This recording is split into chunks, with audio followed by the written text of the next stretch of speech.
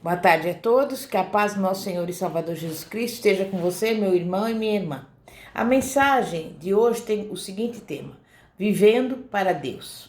E nós vamos abrir a palavra de Deus na primeira carta de Pedro, capítulo 4. E eu vou ler a partir do versículo número 1, que diz assim: Ora, pois, já que Cristo padeceu na carne, amai-vos também vós desse mesmo pensamento.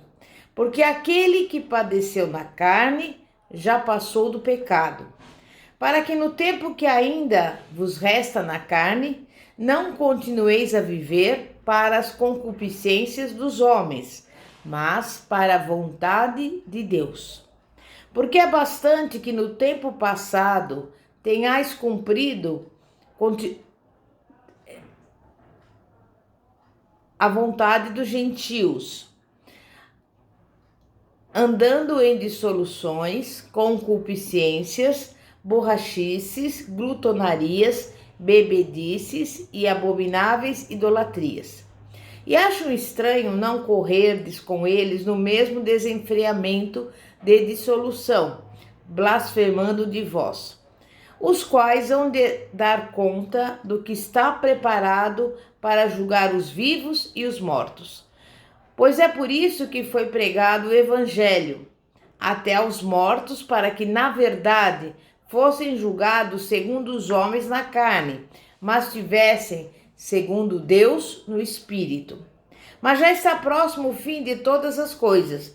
Portanto, sede sóbrios e vigiai em oração, tendo antes de tudo ardente amor uns para com os outros, porque o amor cobre uma multidão de pecados, sendo hospitaleiros uns para com os outros, sem murmuração, servindo uns aos outros, conforme o dom que cada um recebeu, como bons despenseiros da multiforme graça de Deus.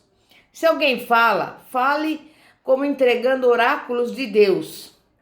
Se alguém ministra, ministre segundo a força que Deus concede, para que em tudo Deus seja glorificado por meio de Jesus Cristo, a quem pertence a glória e o domínio para todos sempre. Amém.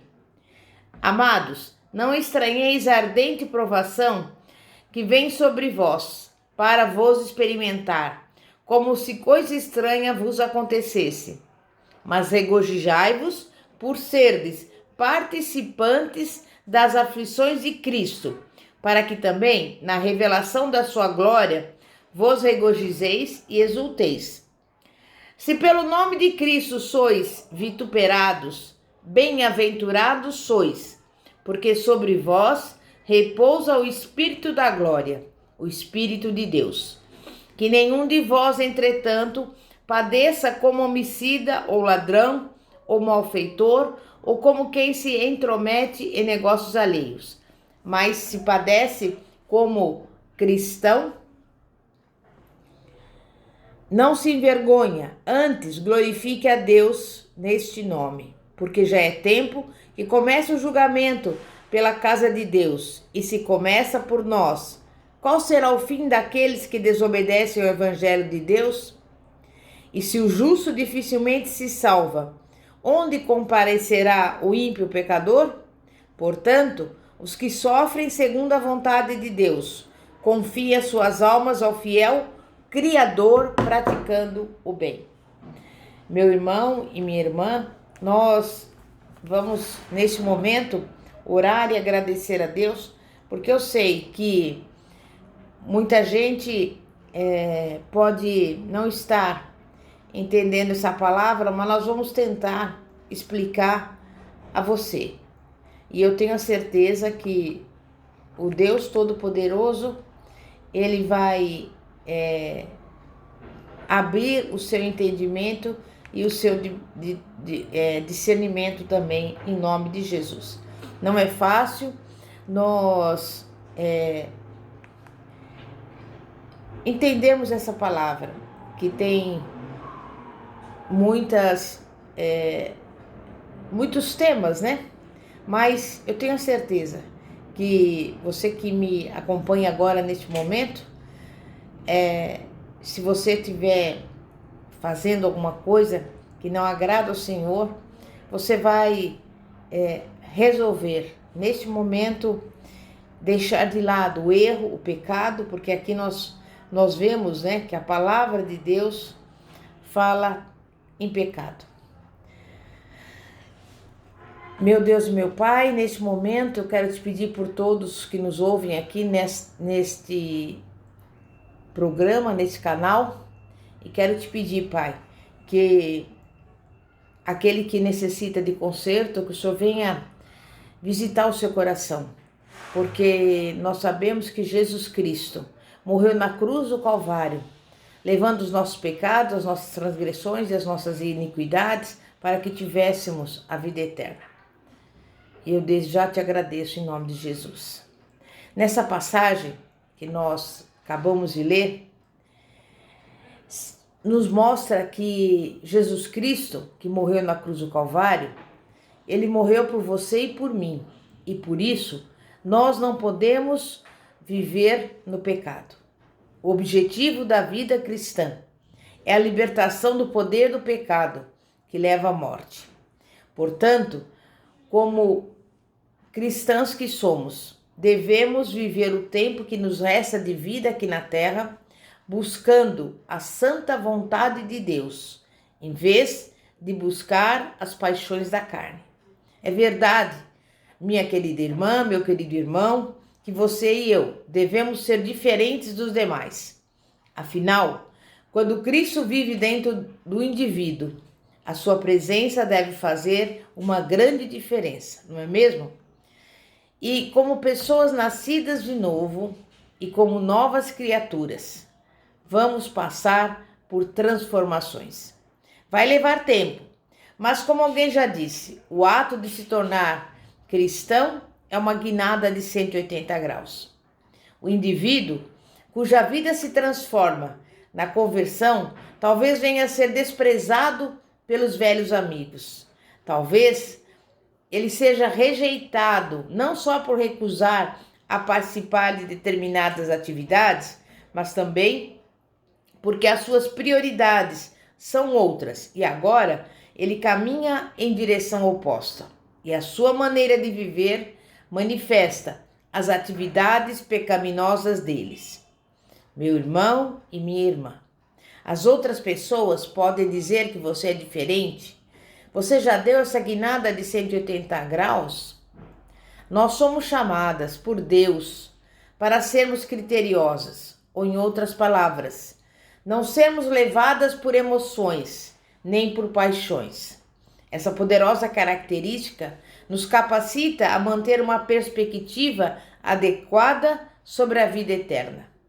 O nosso chamado é para sermos vigilantes, buscando com desvelo a santidade e, ao mesmo tempo, mantendo a atitude alerta do estrangeiro, do peregrino, do forasteiro que passa por essa vida a caminho do seu verdadeiro lar no céu. E a oração é o elemento estabilizador, o lembrete constante, o vigia da nossa atitude.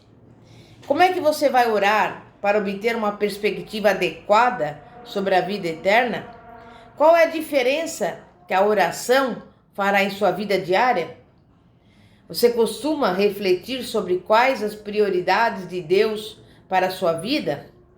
Veja que no versículo 8 dessa passagem de 1 Pedro capítulo 4, Deus nos lembra sobre qual deve ser a nossa principal prioridade em nossos relacionamentos com os outros na igreja.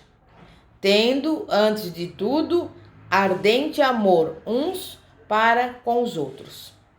Amor ardente é aquele que se espalha e é levado até o limite máximo. Devemos amar uns aos outros da mesma forma que um corredor esforça-se e concentra-se para atingir a linha de chegada.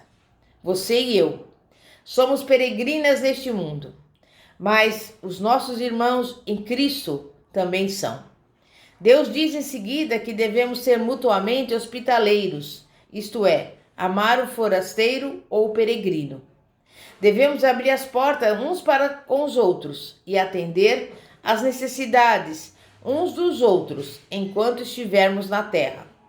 E por fim, Deus aponta para os nossos dons espirituais, dons graciosamente oferecidos a todo cristão e por meio dos quais o Espírito Santo ministra ao corpo de Cristo. E esses dons devem ser utilizados na igreja em amor e em benefício aos outros. Proponha-se descobrir qual é o seu dom, desenvolvê-lo e utilizá-lo. Essa passagem é muito singela e não deixa dúvidas sobre a nossa identidade e sobre aquilo que deve ser enfocado e efetuado. Vejamos alguns objetivos. Por exemplo, em relação a si mesma. Eu quero ficar mais atenta quanto à minha perspectiva da eternidade. O meu lar não é neste mundo. Portanto, preciso combater a tendência natural de me envolver demais nele. Preciso me lembrar de que as manchetes dos jornais diários são apenas um indicativo de como Deus está movendo este mundo de acordo com os seus planos. Preciso me lembrar de não me apegar às coisas do mundo, como bens, propriedades, investimentos, mas devo me apegar às coisas lá do alto, onde Cristo está assentado à direita de Deus. Preciso estar pronta e disposta a partir a qualquer momento. Em relação aos outros, quero ficar mais atenta quanto às minhas responsabilidades para com o povo de Deus. Preciso espalhar amor, como boa administradora das muitas graças que Deus me tem concedido. É da vontade de Deus que a minha vida e o meu amor estejam concentrados no povo dele e não neste mundo. O chamado de Deus é para que eu ame, abrigue e cuide dos meus irmãos em Cristo. E tenho consciência da dedicação que essas três tarefas exigem. Pense nisto: amor incondicional, empenho para praticar a hospitalidade e esforço diligente no desenvolvimento e na utilização dos dons. Resta-me apenas orar. Senhor, ajuda-me, motiva-me, induze-me e sustenta-me. Mas eu sei que como o seu desejo é que a sua vida também seja útil para alguma coisa.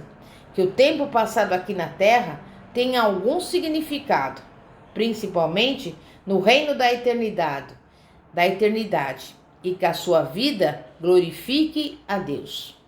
Mas existe o clímax do sofrimento, como Pedro nos mostra do versículo 12 ao 19, do capítulo 4 de 1 Pedro. É como se um homem estivesse caminhando ao longo de uma praia acidentada e castigada pelas ondas, e de repente encontrasse uma faixa de areia lisa em um lugar de mar calmo e tranquilo. Por que aconteceu essa mudança de um cenário agitado e barulhento para outro mais sossegado? E então, o homem percebe ao longe, no mar, uma linha de rochedos que servem como faixa de arrebentação para as ondas bravias. Mas ele também nota outra coisa, um odor desagradável. É isso mesmo. Por causa do quebra-mar, as águas estavam calmas, mas também estagnadas. Mais que depressa, ele se afasta, preferindo o frescor gerado pelas ondas violentas e os aromas trazidos pela forte brisa marinha. E a mesma coisa ocorre com o sofrimento. Ele parece indesejável, mas traz consigo a pureza, a limpeza, a florescência e o desenvolvimento de coisas melhores. Sobre o aspecto negativo, o sofrimento é inevitável. Na verdade, o sofrimento é um presente para o cristão. Em vez de se perturbar e de achar que alguma coisa estranha está acontecendo com você, que tal receber de bom grado a realidade do sofrimento nesta vida? Sobre o aspecto positivo do sofrimento, Pedro diz que devemos nos regozijar, nos considerar bem-aventurados e perceber que quando sofremos de maneira correta e pelos motivos certos, o sofrimento glorifica a Deus. Começando pelo primeiro casal, o pecado e seus efeitos estenderam-se por toda a humanidade. Crimes, injustiças, guerras e desentendimentos se multiplicaram ao lado de doenças, epidemias e desastres. O que isso significa? Significa que existem vezes em que sofremos porque pecamos e em outras porque alguém peca contra nós. E há também ocasiões em que sofremos simplesmente porque vivemos num planeta contaminado pelo pecado. A recusa em se submeter a Deus, deixando de adorá-lo numa atitude de gratidão e confiança, constitui-se na essência do pecado e está na origem do pecado. Embora rebelados e decaídos, Deus continuou a nos amar. Comoveu-se com o nosso estado, envolveu-nos com a nossa dor. E foi então que aconteceu a grande surpresa, o maior de todos os mistérios. A fim de nos redimir da nossa miséria, do nosso cansaço e do nosso desamor, Deus enviou seu Filho amado para sofrer por nós. Jesus Cristo entregou-se para receber o castigo do nosso pecado, resgatando-nos do mal. E é ao pé da cruz que Jó e todos os sofredores encontrarão a solução para os seus enigmas. É ali que nos damos conta do quanto o Senhor nos ama e do quanto é digno da nossa confiança. É ali que enxergamos a sua capacidade de extrair do mal o bem. É possível que não consigamos enxergar sentido em tudo aquilo que nos acontece, mas existe um Deus no comando da história. Ele é capaz de reverter cada fato para os seus propósitos de amor. Depois que um sofredor aprende a confiar no Senhor, tudo ou mais tem pouca importância. Sabe por quê? Porque a sua fé já alcançou a vitória. O seu coração já encontrou a paz. Quando é Deus quem escreve, o final é feliz. Amém? Meu irmão e minha irmã, vamos agradecer a Deus. Santíssimo Deus e poderoso Pai, Pai do nosso Senhor e Salvador Jesus Cristo, nós estamos aqui, não queremos viver no pecado, mas ajuda-nos, Pai, a andar no caminho certo, a nos corrigir, porque nós somos falhos, somos humanos, somos pecadores, mas nós queremos fazer a Tua vontade, queremos viver na obediência, na santidade do Senhor. E também, Pai, nós não vamos reclamar, murmurar quando o sofrimento vier, mas nós vamos regozijar-se, porque sabemos que tudo é para a glória do Senhor.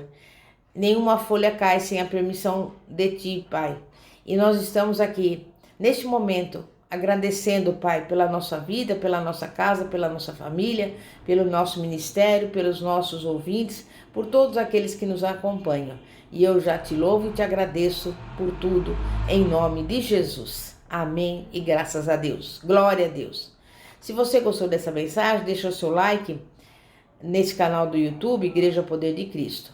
Você também pode enviar uma mensagem no WhatsApp com pedido de oração. E o número é 0 operadora 11 942 29 55 33. Que a paz de nosso Senhor e Salvador Jesus Cristo esteja contigo. Bispa Fátima, da Igreja Evangélica Apostólica Poder de Cristo, situada na Avenida Ouro Fino, 2212, Bosque dos Eucaliptos, São José dos Campos. Amém e graças a Deus. Glória a Deus.